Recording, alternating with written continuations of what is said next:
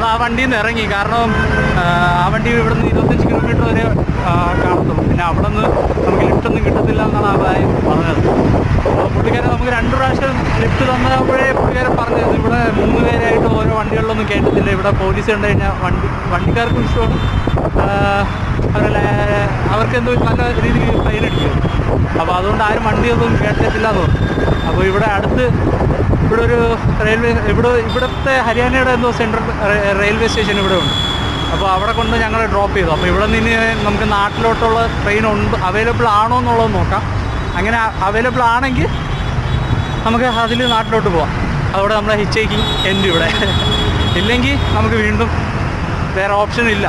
Plan A നമുക്ക് train മാർഗം തന്നെ നാട്ടിലോട്ട് പോവാം. പ്ലാൻ ബി ഹിച്ചേക്ക് ചെയ്ത് തന്നെ പോവാം. ഇത് രണ്ടും അല്ലാതെ വേറൊരു ഓപ്ഷൻ ഇല്ല. ഇവിടെ നിന്ന് പിന്നെ നമ്മൾ